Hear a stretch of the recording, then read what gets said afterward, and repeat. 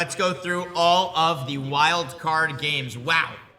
What a wild card weekend. Doesn't get much better than what we saw this weekend. From Saturday night to Sunday's game to a couple very, very close ones that could have gone a couple directions with a couple different catches to the night game that honestly was a little bit boring, but I know our guy O'Toole is very happy about it. Let's get into these games. All ththese games were great games. Every single game was extremely entertaining. The Rams went into Carolina, 34-31 win for the Rams in Carolina, where the Panthers had this one.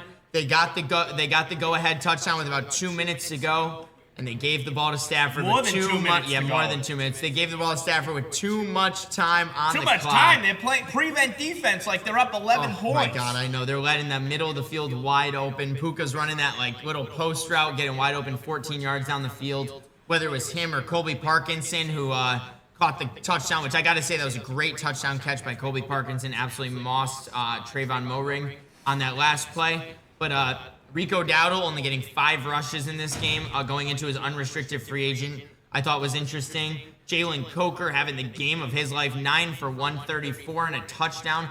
Puka making some great plays in this one, 10 for 111. Devontae Adams, 13 targets, 5 catches is very underwhelming for a guy like Adams. Mind you, coming back from injury. Those were huge catches he had. He had a couple huge catches the other day.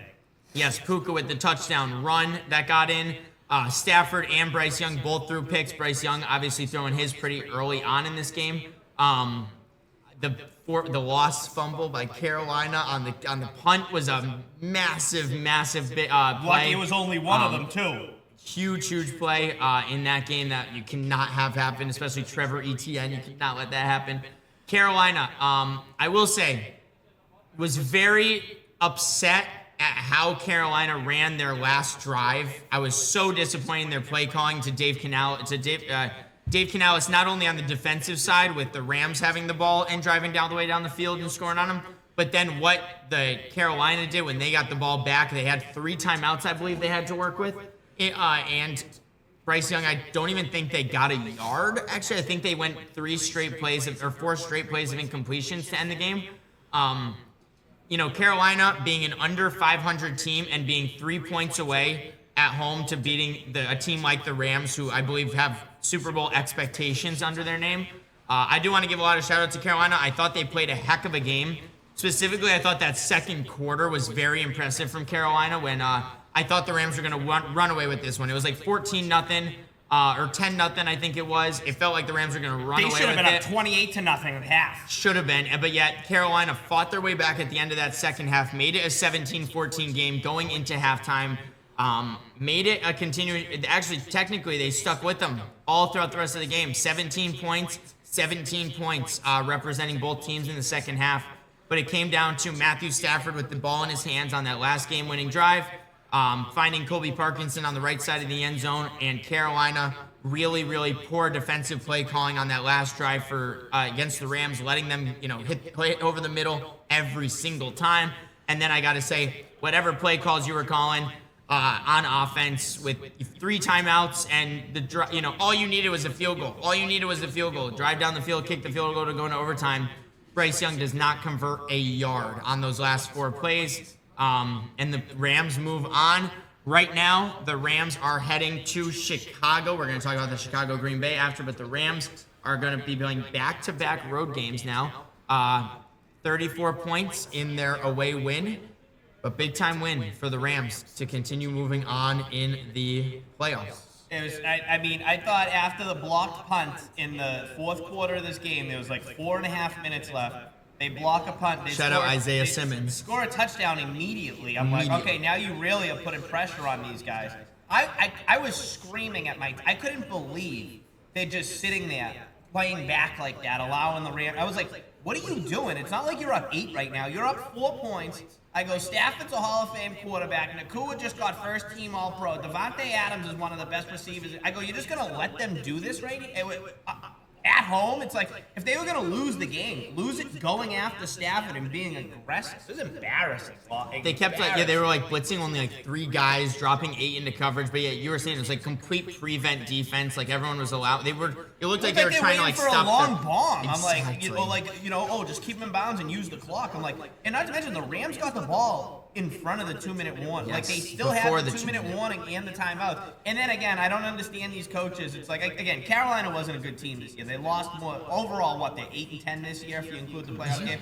You know, I don't understand these teams. It's like you should use the timeouts on defense first, if anything. And they didn't do anything with the timeout. It's like not one of their timeouts used. But it's like, and then by the time they get the ball on offense, there's 50 seconds. Now the Rams could actually prevent. You know what I mean? Because they actually have the clock on their side. Oh, terrible. But hey, the Rams are a much better team than Carolina. Carolina showed up, you know, because Carolina did the way that first, especially the first quarter, when it was 7-0. I'm like, first drive, Puka 3 for 3 for 40 yards and a touchdown. I was like, oh, this game's over. I thought it was. The time of everything. I'm like, they should be up 21-0. I'm like, and it was only 7-0, and then it was like 10-0, and I'm like, how is this? How are they not up like 3 scores immediately? Yeah, I do want to give credit to guys like Jalen Coker. I thought played a heck of a game. I know that, you know, they lost the game, and we can talk all about the play calling at the end, but at the end of the day, Bryce Young, for his first ever playoff game, I thought he played very okay, which is like much better than some other quarterbacks we could talk about this weekend. I thought he kept his team in it. The energy was always there with Bryce Young. I will say, I love how much this dude just like smiles. Like, I know that sounds so weird, but like, when Bryce Young makes a good play, you can see that the offensive linemen and the people around him are so happy that Bryce Young made the throw and the play worked. I like the touchdown pass he had to Jalen Coker, where he's falling backwards, threw it up to the left side of the end zone. I mean, perfect throw between the two of those guys, especially with Coker missing. I think like the first 8 weeks of the season, to have them have that chemistry that they had is awesome. Definitely going to be one of my sleeper guys in fantasy football next year, Jalen Coker. Holy cross. 3 rushing touchdowns for them. They gave Chuba Hubbard the ball, which I think is so funny because, you know, Chuba's locked up to the Panthers for the next couple of years, where Rico Dowdle is becoming an unrestricted free agent. So I always think it's funny learning the business side of, you know, football. Rico Dowdle gets 5 rushes for 9 yards, while Chuba Hubbard gets the 2 easy handoff goal line touches. I think stuff like that's funny because they absolutely tanked Rico Dowdle's free agent value going into free agency. But he'll find a place. Even at 27-year-olds, running backs tend to not do the best when signing to new teams. But I agree, he'll be fine. He'll find a team. Well, the big contract decision they're going to have to make is Bryce Young. Bryce Young, he's up for the extension and everything, so that's going to be the big one. It's like, what do you do with him? You know what I mean? It's like, he hasn't really impressed me at all this year. Like, you've seen him make nice plays, but as many nice plays you've seen him make some just bonehead decisions. And you can't forget about, like, the beginning of the year with this Carolina Panthers team, right? Every year they start off slow. They start off 1-4, then they won 3 in a row against 3 really bad teams. They really didn't beat many great teams this year when you're looking around at it. Lambeau, that big win in Lambeau. That big win in Lambeau, yeah, that was the nice one. But, I mean, when I look at this Carolina Panthers team, I hope that they don't believe that this is a roster that they should just run it back with in the NFC South. When I believe that all 3 of the other teams in the NFC South are going to be better next year, between the Bucs, the Falcons, and even the Saints, with a year of Tyler Shuck under their belt.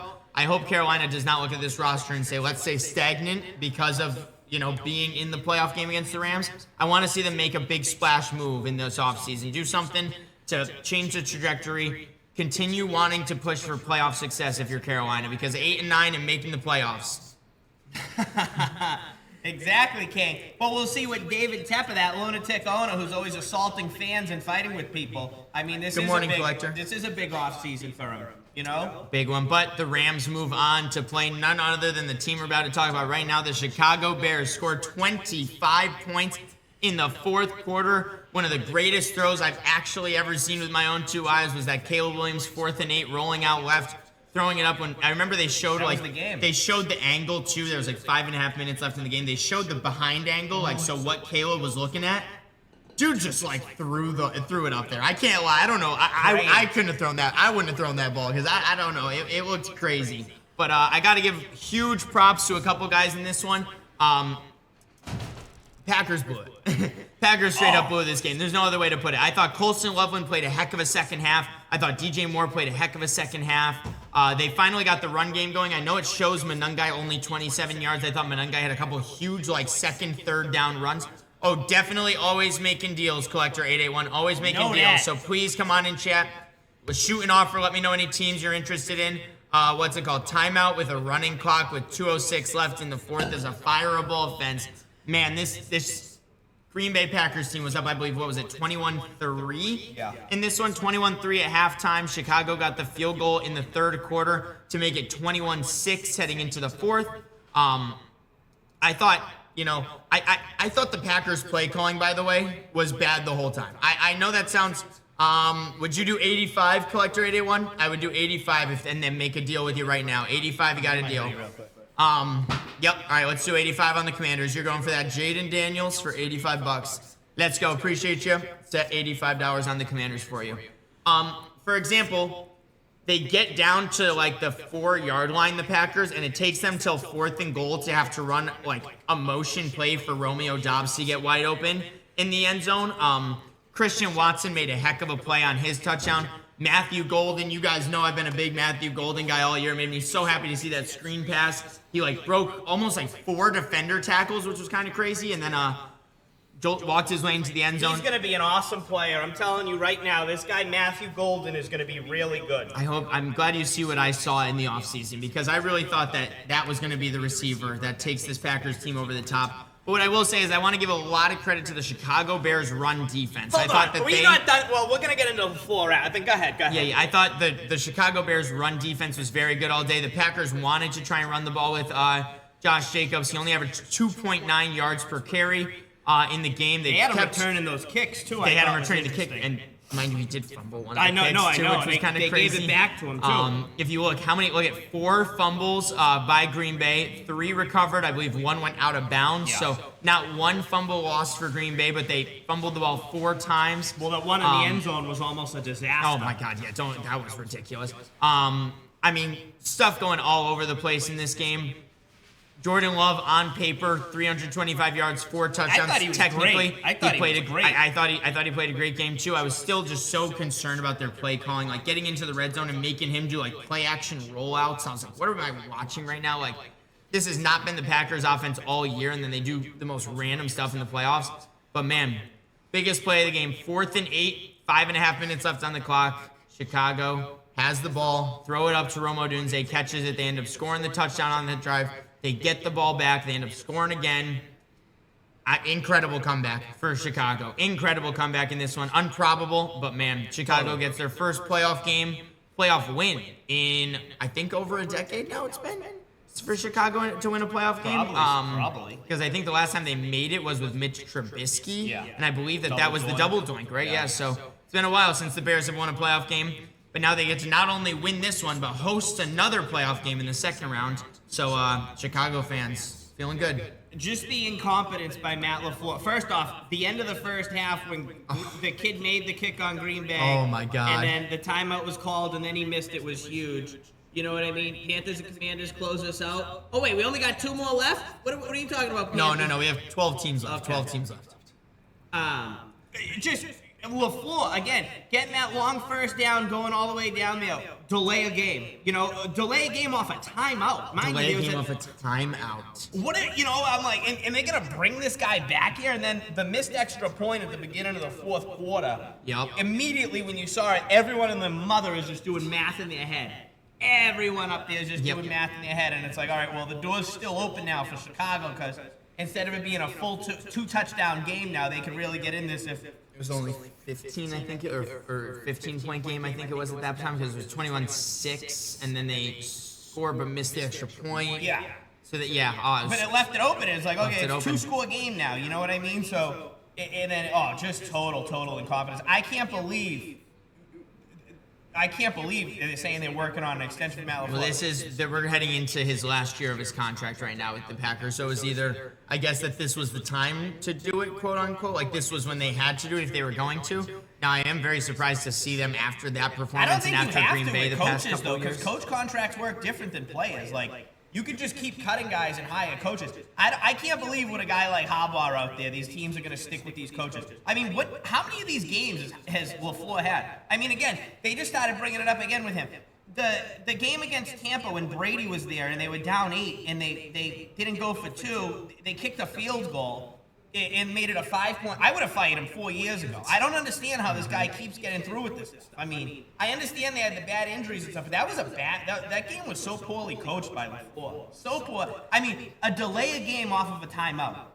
on the road in the playoffs against a division team. Are you kidding me? Makes no sense. Yeah. I don't disagree with you. I think LaFleur completely lost in this game. I thought the defense had a couple really missed plays. They had a couple of plays that they could have made. They're so banged up on defense. They are so banged up. But a couple of, like, their linebackers are healthy, their safeties are healthy, and like I thought that they should have made all over the place. Like they have guys, and Jeff, I think Hafley, they kept saying he's getting interviewed for jobs. He was the Boston College coach, Jeff Hafley. I liked him at Boston. Speaking of Boston College, they lost Trapillo in this game. Chicago on the line, which is going to be huge. I feel bad for him because he's played great. That's another thing, too. And Edwards, too, their linebacker, that didn't look good either. So we're going to have to look at the injury reports today. But this game was totally blown by Matt LaFleur. I mean, I just atrocious coaching. You can't do that. Like, I'm sorry. You can't. And you know what? I'll give it to the crowd in Chicago. I wanted the Bears to lose this game after everything they're doing and watching how great of a home field advantage that was the other day. To have Soldier Field, cold, windy, all this, as tough as it is. Again, this is why I get angry about it. They're putting Soldier Field, it's going to be a dome. That was one of the top. They both missed kicks yesterday, on Saturday, and the extra points. You know what I mean? It's like because the weather and the noise. That false start before the missed field goal late in the game for Green Bay, the fans were drunk and obnoxious, and that's what pushes you over in the playoffs. So as much as the loss is to the Packers, I credit Chicago for coming back there and Ben Johnson and all that, because especially when you saw it, I thought it was going to get bad going into half. When you saw Caleb Williams screaming at everybody on the sideline, I was like, this might be an embarrassing. Especially after it looked like he got hurt almost too. He looked like he took some shots. Yeah. He was injured, and then he comes off screaming at people. Yeah. And it's like, what was he screaming at people for? You know what I mean? After he missed the throw, like I hate to say it, but he missed a couple of throws in that first half. I was like, man. And again, the interception he threw. You want to talk about bad coaching? The interception he threw, the cornerback, the kid's a backup, but nevertheless, he throws a ball on fourth down where it pretty much turns into a punt. The kid, instead of just letting the ball hit the ground at like the 6-yard line, he catches it. It's like you could have had the ball like 28 yards, 30-something yards up. It was like they just don't have this Green Bay team year after year. You just see it with them. It's like especially in situations you should just be cruising. Like you should have your foot. And they ended up foot. scoring on the drive. They ended up going right down the field, but it was like you don't have to make this that hard. That was like I want to say it was like 33, 34 yard difference. Whereas like just let it hit the ground. It's fourth down. Like I understand if like you're a speedster and there's an open. I'm not saying that, but he was falling down on the ground all right. Like he didn't return it for anything. And then they get up and they're celebrating, and it's like, okay, you turn the ball over. I understand being happy about that, but now your quarterback has to snap it inside of his own 10-yard line when you could have just had the ball at midfield. Oh, coaching was so bad. Brandon McManus 0 for 2 on field goals in this one, and 3 for 4 on extra point. Very tough place to kick. But you gotta give it to Cairo Santos, man. At home, made 5 for 5 in kicks. 5 for 5 in his kicks. He absolutely cooked. 51-yard field goal was his longest one. Totally. Was so impressed with them, and I thought it was fun watching. I watched a lot of the Green Bay interviews after this game, like the player interviews. Yeah. The one guy was like, man, Chicago did nothing. I will say, Caleb had a couple great plays, right? Mind you, he had a couple very bad plays in this game too, so it does even out. But I thought Green Bay was completely right with their players when they were saying Chicago didn't do anything that crazy to win them this game or come back in this one. Green Bay just kept handing them chances and handing them plays to get them back down the field, get them into this game, and Chicago took advantage of it. I gotta give them credit. They took advantage of it. At the beginning of the game, I'm watching it. I'm like, did Ben Johnson just make a blood oath that he's not allowed to punt the ball? I'm watching it. I'm like, how many times are they gonna go for it on fourth down in this game? It was I'm like, there's nothing wrong with punting the ball or going for. I understood it at certain points where it was the wind was an absolute factor. I understand that. It's Chicago and Pittsburgh are the two toughest places. When the ball goes in the air, there can be real problems because it's just it's towns on water. You know what I mean? It's it has major issues. You know what I mean? I'm not a meteorologist, but I've been watching football for 25 years now. I understand that, but I'm I couldn't believe they weren't punting in the beginning. I'm they're so locked in on going for it in fourth down. Oh man. I give Ben Johnson credit for just at least keeping them par in the second half of this game. I got to give credit. Colston Loveland, man. He was technically the leading receiver, I found out, of the Chicago Bears this season. 713 yards on the year. It was the most by a receiver that the Chicago Bears had all season. 58 catches, 713, 6, and he came out in this one, man. 8 for 137. He got targeted 15 times by Caleb Williams. but 8 for 137. DJ Moore finding his way into the end zone on that last touchdown to secure the win was awesome to see. Or no, I think was it Olamide Zaccheaus? I know that they went back-to-back on those touchdowns late in the game, but man, what a great game overall this turned out to be. So entertaining. Awesome game. I can't lie, I was rooting for Chicago, so to see them have that comeback while rooting for them was awesome. Jordan Love, 4 touchdowns on the game, only took 1 sack, and yet they still lose by 4 points with a 20-plus point lead heading into basically the fourth quarter. Absolutely atrocious play calling and clock management and coaching by the Green Bay Packers.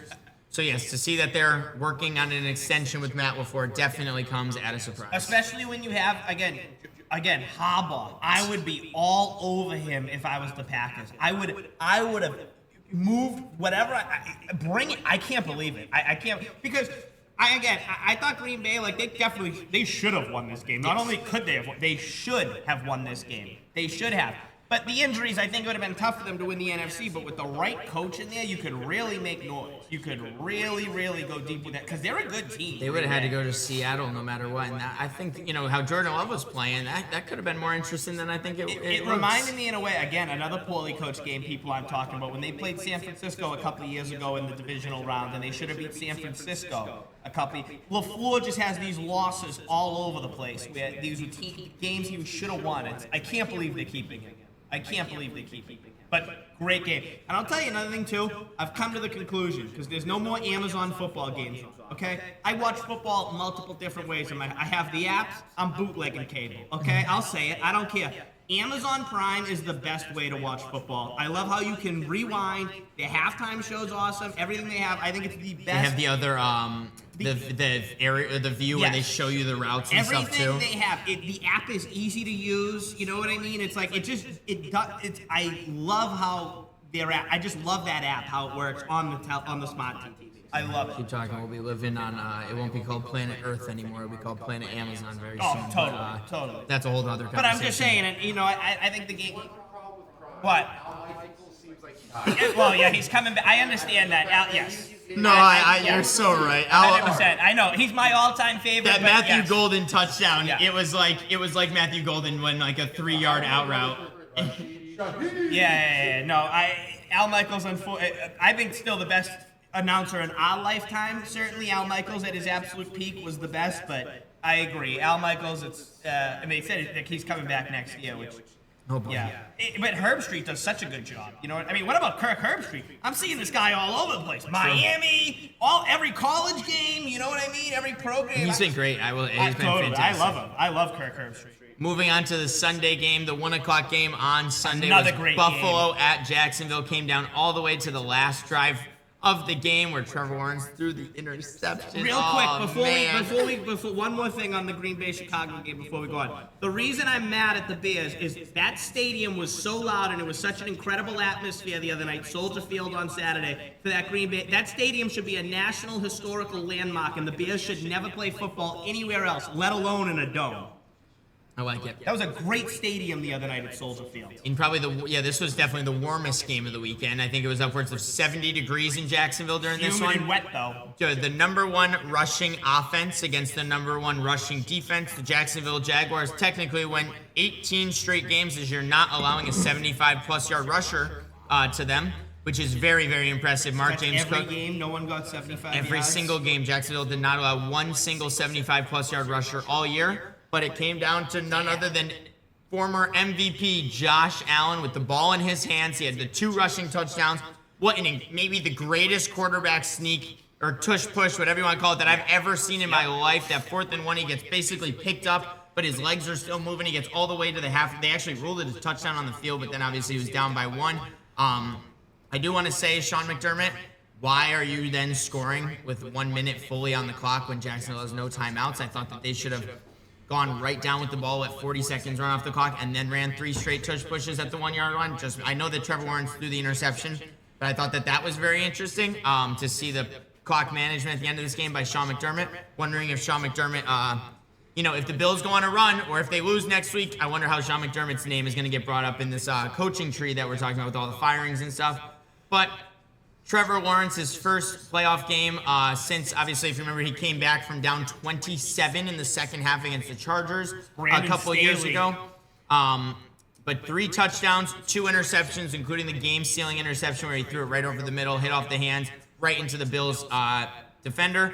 I thought Parker Washington is a name we have to talk about, receiver for the Jacksonville Jaguars, 7 for 107 and a touchdown. Dude is so secure at catching the ball. I don't know how else to say it, but like he is so, you can just tell he's so physical with the ball, and he like always makes sure it's coming in. He had that one touchdown right over the middle that I thought if it was placed anywhere else, or if it didn't hit him in that spot of the hands, it could have been a drop because he was about to get leveled from the blind side. Now he secured that ball, physically went down. He was awesome throughout this game. Not only was he good this game, he's been great all season long for them. But guys like Brandon Cooks coming in on that huge third down play, catching a 40 or 36 yard, I'm seeing it was, bomb on that crucial third down. They needed that. Khalil Shakir is the only receiver for the Bills with over 3 catches, had 12 for 82. Mind you, the most impressive feat of this, 12 receptions on 12 targets. He never dropped 1 pass all game, which is incredible for Josh Allen to have a guy. Keon Coleman came in, made a huge play up that right sideline, which Keon Coleman was a guy that we had a lot of conversations about this year with his attitude. He's and a the moron. side. He's a moron. Call it what it is. But he made a huge play in this one, broke the defender. They end up scoring on that drive as well. Buffalo kicked that. It's funny, they kicked the field goal early on to make them a 3-0 game, and after that, every single quarter was a tie game. Buffalo continues on after beating the 13-4 Jacksonville Jaguars at home. You got much to say about this game? It was just incredible. I was so impressed with Josh Allen all day. But yeah, the run game, I thought the running defense on both teams played very okay. But no, sorry, never mind. Jacksonville played good run defense. I thought Buffalo, specifically at the end of the first half, Jacksonville ran like 4 straight 10-yard runs on their head, and I was like, oh my God, man. Like, I don't know. I just worry about a team like Buffalo who's going to have to go to possibly. Well, look at Denver this weekend. It's not going to be easy up there in the elevation. That's what I'm saying. Denver, that's not loving the matchup for Buffalo at the moment, especially from what I saw in this game. But they could beat the Broncos. I think they can beat. But at the end of the day, Buffalo fans, you're going into every game for the rest of the playoffs and saying we have the best player during the game, every single game, and that is none other than the former MVP Josh Allen. No question. Even yesterday, he's by far the best player. Again, I know everyone can run on Buffalo's defense. I understand that, but Bishop and Rapp are awesome back there. When people say, "Oh, they got the best," I don't think they have the best passing defense per se, but the guys make plays over there. Tre'Davious White made a couple hell of a plays in this game. Big time plays. The play that ended up winning the game. You know what I mean? It's like the play that ended up winning the game. Who ended up getting that interception at the end? It looks like that was. Who got that INT? It was Cole Bishop. But the play that White made where he hit the ball to him was a phenomenal play. Again, for the wily veteran, Tre'Davious White. I feel like he's been in the NFL now for like 15 years. Yeah, I know it. And then he was like off of Buffalo, I remember, for a little bit. He was with the Ravens last year. He was with the Ravens and then re-signed with Buffalo because of the injury to their first-round pick, Hairston, I think his name is. From Kentucky. And then bang, he comes out and makes some.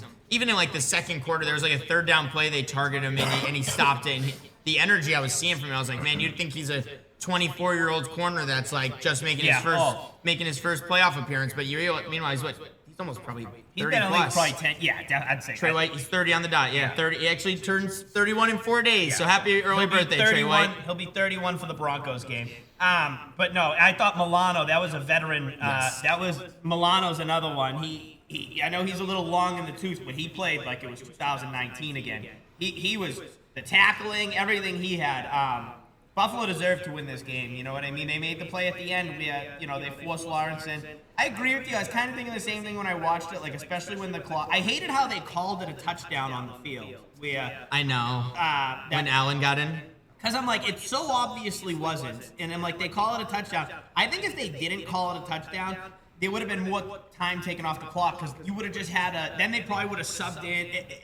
Everything the clock would have ran. But I think when you in a game like that, you just got to score. You know what I mean? You just got to score. And again, we talk about big kicks. I know that kid on Jackson. What's his name? Cam Little. He's awesome, no doubt. But that was a huge field goal he missed, man. That was a huge field goal he missed. That was another one. I didn't understand how the hell they were giving him time on the clock. I thought, I'm watching this, I'm like, how are they going to determine that there's time on the clock when he goes to spike the ball? I could not believe that call because it looked like he was set. The rule, though, is, one of my buddies brought up a great point to me. Why do we not have on the official play clock a point on they're gonna bring the it in official? next. They I think have they're to saying do it's this already- because yeah. if you're going to say that 0 isn't 0, right? 0 has a second. You got to have some sort of official ruling with that. So technically, he moved during the 0. So because the center started the movement process during 0, they can put it back up to 1. That's why I was like so confused. Like, how does that rule make any sense for that? But yes, then ball don't lie. In my opinion, ball does not lie. Yeah, He deserved to miss that. It made me very happy to see the Jacksonville kicker at the end of the half miss that because I did not think that they just were deserving of it. I thought Trevor Lawrence and who I think it was Parker Washington who caught that pass was completely overran. Like, why is he running that deep on that play? With 7 seconds left, they had to run like 30 yards down the field to spike it. I was shocked that I can't believe they let that play. Me neither, yeah. I thought Bishal Tootin had a couple of big plays in this one. He kept running the ball very well at the end of the first half. Travis Etienne had a couple of good runs. Was really good. He was catching the ball. Yeah, he was catching the ball. Yeah. He was running the ball. He was doing everything for them. Trevor Lawrence had a couple really nice plays with his legs too. I thought he extended a couple plays. Well, the big one, he couldn't extend the 4th down early in the game. When he misstepped, I think it was the 3rd down before though he misstepped or something on that, and then he had a couple of those, but that big 4th down. Again, the referee and the officiating, it's across the board. I think it's all poor in the NFL. It's terrible. It's like the fact these people on full time, it's atrocious. Again, nothing against anything of anyone, gender or anything, but the female referee. I know, but she looked flustered. What are you trying to do? When Ray Davis fumbled the ball, Ray Davis gets drilled. There's a giant pile up. What are you doing there? Lady, you're 145 pounds. You're not going to be ripping off some linebacker who's the 9th guy on the pile. It's like, what do we have this here for? The referees should all be in shape. They should be full-time employees. They should be able to, oh my God, the officiating. Like, these are supposed to be all-star crews. Give me a break. I'm in a group chat from Buffalo with a bunch of Bills fans in it, right? And that group chat was ripping on a couple of these ref decisions. Because there was a couple of them where, terrible. She would spot the ball and as she's running you could actively see her moving the line to snap. I don't know, some of the stuff was I agreed. We're not blaming it on gender whatsoever, but man, just be better at your job. Just be better at your job. Terrible job. But I do think at the same time it's again, I'm not saying there should be gender, but it's you should be strong enough to throw guys out of a pile when there's a pile up. You know what I mean? I'm sorry. Franco, what's going on, brother? How you doing? How are you, man? Great. Oh, nice jacket, huh? That is fire. Getting in the mood for the World Cup. That's right. I like it. But yeah, Buffalo goes into Jacksonville. A lot of people had Super Bowl hopes for this Jacksonville Jaguars team after going, eight wins in a row, I believe it was, heading into the playoffs. Wins over a couple of good teams too. They went into Denver and beat them. They beat the Colts when the Colts were still good. They killed the Chargers when the Chargers were just starting to get injured. Kansas City on that Monday night game. But man, Jacksonville's season comes to an end when Josh Allen goes in and dominates. 3 touchdowns on the day, 0 turnovers for Josh Allen in the offense. I know Ray Davis, I think that was a kickoff or a punt? I think it was. Kick return. Kick return. He fumbled the ball. Yeah, I remember that. But not a lot of turnovers in this one overall. Very, very impressed with, honestly, both teams. I think Jacksonville has a very, very bright future under Liam Cohen, though. I saw the post-game interview where that lady, gave him very, words of encouragement. I thought that was pretty cool. That was a good year for them, no doubt. Great year for them. Jacksonville completely overexceeded expectations with 13 wins on the year, 8 wins to end the year. This team was, 5-4 and rattled off 8 straight. But Buffalo is moving on to having to go to the number 1 seed Denver Broncos Saturday, next. I think that game is. Is it Saturday? It's gonna be a good one. About Jacksonville too, they, their first round pick, Travis Hunter, wasn't really that much of a factor this year, and also going forward, no first round pick this next year. So I know it would be a later on pick, but those are good picks. You know what I mean? Ew. What up, boss? In the biggest upset of the week, in my opinion, the 49ers go into Philly and win this game by 4. Philly absolutely chokes this game away. And Brock Purdy, and none other, you got to say Brock Purdy's name, but you also have to say the guy who now is the number 1 or the only player in NFL history that is not a quarterback to have more than 1 passing touchdown in the postseason. Jawan Jennings. Not only did he throw a touchdown in the Super Bowl a couple years ago against Kansas City, what a play, man. What a play by Jawan Jennings. Made Reed Blankenship bite because he tucked it for like half a second. McCaffrey runs right up. Jawan Jennings throws an absolute perfect pass. And Christian McCaffrey, by the way, made an incredible catch, like turnaround catch in that one for the touchdown. Not only that, McCaffrey got in earlier. He had another incredible play. He is amazing. Was super impressed with Demarcus Robinson in this game. I haven't heard that name, I feel like, all year long. Now, mind you, the Niners all year have been do it by committee with all the injuries that they've dealt with. I have to give so much credit in this game. I would say the MVP of this game for the 49ers, man, was none other than I was gonna say defensive coordinator Robert Saleh, man, because Robert Saleh, big time. the energy that he was showing on the sideline, even when they held him to a field goal this one time, Saleh was over there high-fiving everyone, high-fiving special teams. He was everywhere. Loved watching Robert Saleh, even with that ugly beanie he was wearing. I thought that was awesome.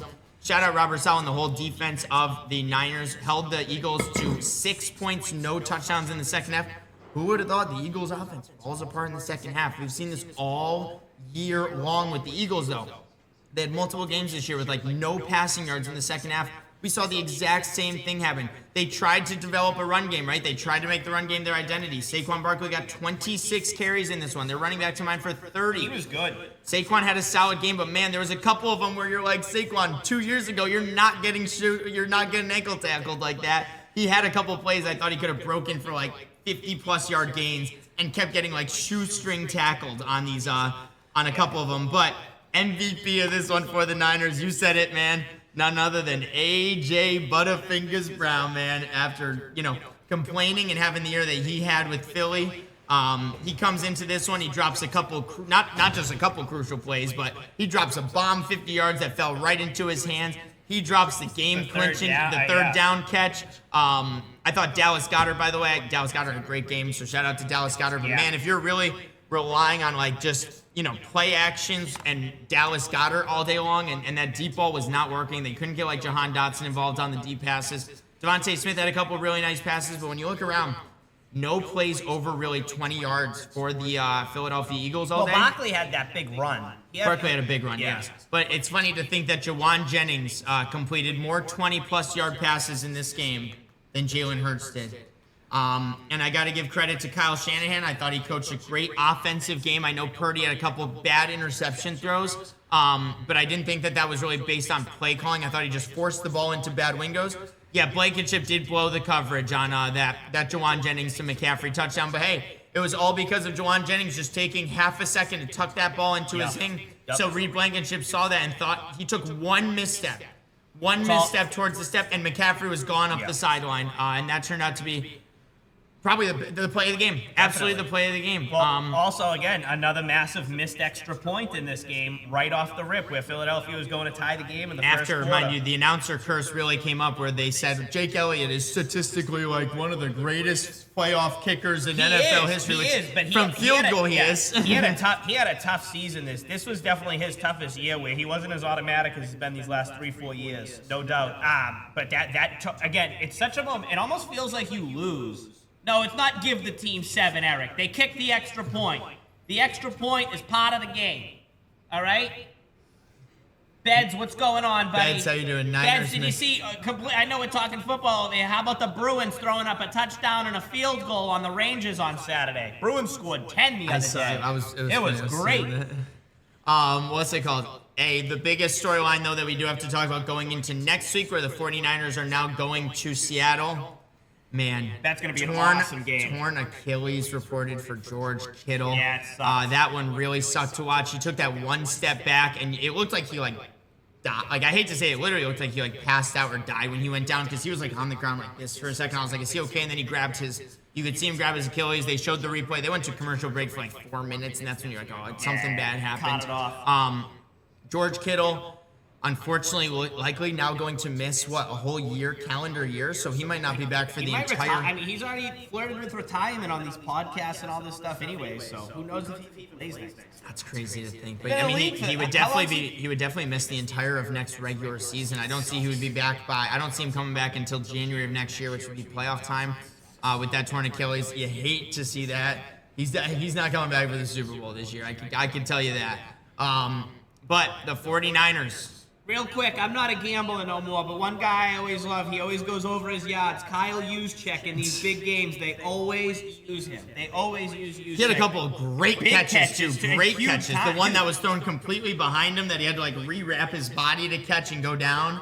That was incredible. He's a genius too, Kyle Juszczyk. You know what I mean? It's like he's a total genius in these big games. He's the best. Shaken, do I know about it? What do you think? What do you think? Shaken's acting like a 17-year-old who just learned about marijuana in the What do you think I've been doing since I woke up this morning? What do you think? Zaville, USA. 100%. But 100. man, what a great game for the 49ers. 23-19 win. Now they're heading to Seattle in the divisional rematch. Third time's a charm. Coming back from Third time's a charm. Yeah, okay. Man, Shaken, how you feeling though? Your Philadelphia Eagles officially eliminated. It's back-to-back years now where it goes Super Bowl, first round exit. Super Bowl, first round exit. So maybe if they hire an offensive coordinator next year, maybe they'd be able to get back into the Super Bowl a year from now. But Jalen Hurts, this team has been so inconsistent all year offensively. They've had all their problems. We didn't even get to talk about the fact yet that Nick Sirianni and A.J. Brown absolutely screamed at each other because A.J. Brown wouldn't like get off the field, I think it was, on some play, and Nick Sirianni's yelling at them to get off the field, then A.J. Brown's yelling back at Sirianni. A.J. Brown is packing his bags up along with Patullo. Probably, honestly, I would not be surprised to see A.J. Brown in a new uniform. Totally. In the next 6 months. New England, baby. New England. Hey, you know what I mean? A little reunion. I'd say reunite him with his old former Ole Miss receiver, DK Metcalf. Bring him back over to Pittsburgh takes all the headache receivers, so we may as well take another one. But I think he's definitely going to be gone because I think Smith is really good. Devontae Smith's going to be a guy. Hey, Eric, fantasy football next year. If AJ Brown gets traded, Devontae Smith's going to be a name that we're talking about in fantasy. Did AJ Brown? I didn't see any post game from this. I watched the only post games I watched were the Patriots and then the Saturday ones. Did anyone do anything stupid? Did AJ Brown say anything dumb? I didn't see anything either. Those drops were crucial too. They were bad. That one right before the 2-minute warning, it was like, oh my God, they could have controlled the clock and everything. It reminded me so much of, like, if you remember when CD played the Eagles early in the year and he kept having those crucial drops downfield. It reminded me so much of that. So I was just wanting to watch how the reaction was from them. And, man, they were angrily devastated from that. And you could just tell it was like, this was in the writing, though. The Eagles losing was in the writing. They were not meant to get back to the Super Bowl this year. They were too inconsistent all year round. Now, mind you, they had one of the technically easiest divisions in football this year with 3 other teams not making the playoffs and the Cowboys being the closest team is 7-9-1. But, man, Philly. Well, they were a good team. He needs to reread the book. Their problem is their offensive line. Everyone. Lane Johnson not available for this game really hurt. For Trent Williams to come back, he played a great game. I mean, he's obviously playing hurt. He's not the youngest guy in the world by no means, you know. He played great. It makes me think back too. If the Eagles could go back about 4 months earlier, right? Would they now, knowing how the outcome of this season was, would you trade the couple first round picks to go get a name like Myles Garrett and overpay for Myles Garrett, knowing where you're at right now? Because I kept thinking about that all game long. Was like, Purdy only got sacked once for 5 yards. Like I thought there was pressure on Purdy enough to make him throw a couple bad balls and a couple interceptions, but I kept thinking to myself, if you're this Eagles team and this is your time to capitalize on winning, when you have guys like A.J. Brown, Devontae Smith, Saquon, Hurts under contract, you have the offensive line, you have technically the Super Bowl coach, you have a defensive, your secondary has like 4 all-pro guys apparently. Quinyon Mitchell, who got torched, by the way, by DeMarcus Robinson the entire first drive, came back with the 2 interceptions, played a great bounce back. Like, Cooper DeJean showed why he's the all-pro nickel corner this year because he made a couple incredible defensive plays in this game. Cooper DeJean is really good. But I keep thinking, like, Marcus Epps had a couple good plays. Adoree Jackson had a couple solid plays. Reed Blankenship, I know he let up that bad touchdown, but outside of that, I thought he played a fine game. Just felt like, they've got that interior line down. Those 3 guys in the interior, Ajomo, it's still the Davis, best in football. That's and Carter are so good. But man, if you had just traded 3 first-round picks to add a guy like Myles Garrett into this team, I think they would have beaten the Niners. So, just my thought process. I would love to see an Eagles, I'm happy to see the Eagles lose. Let's just say Who that. knows? You'd have to look at I wonder if they could afford. I wonder if they would have been able to afford him though. He already had that contract. And then in the night game, the LA Chargers. This game was only a bunch of field goals until the fourth quarter, when none other than Hunter Henry himself got the touchdown. 16-3 win, but the main storyline is the Chargers offensive line, and man, how killed Justin Herbert got in this one. He was getting wrecked left, right, forward, and back. Oh my God, he was getting hit. 6 sacks for 39 yards, and that's not even talking about the couple times he was able to escape and get like maybe 2 yards of positive gain just for him to get leveled by another player. It was ridiculous. They couldn't get a passing rhythm going at all. Keenan Allen actually had a couple really bad drops in this one, funny enough. Keenan Allen, a couple bad drops. A couple bad coaching decisions, in my opinion, too, by Jim Harbaugh on this one. For example, late in the game, they're trying to drive, and they do a substitution to bring, I think it was like Lad McConkey onto the field. Burning time. Which then the Patriots bring 4 of their guys off the field, jogging, taking their time to bring 4 new guys on, just for it to be, I think it was like a 4-yard in-route pass play that could have happened with the same guys that were on the field. Got to give credit where credit is due, though. Drake May with his legs made a couple beautiful running plays after this. Ramondre Stevenson, I thought, had a couple really, really crucial runs in this game. Not only that, but he had that one really great catch, but catch and run. Kayshon Boutte had a couple great catches on the sideline. He was like the main deep ball threat in this game, which is so crazy to think that, Stephon Diggs only had 2 catches in this one. Wow. Pop Douglas, who was like their favorite guy in the offseason. Unfortunately, Beds, no Cup at the moment. We are all out of Cup. And unfortunately, there has been no more Cup designated to the breaking, so I will not be able to break 24-25 the Cup for at least a little bit. I know that we're getting a little restricted with it now. But Hunter Henry in this one, great game, had a couple ones.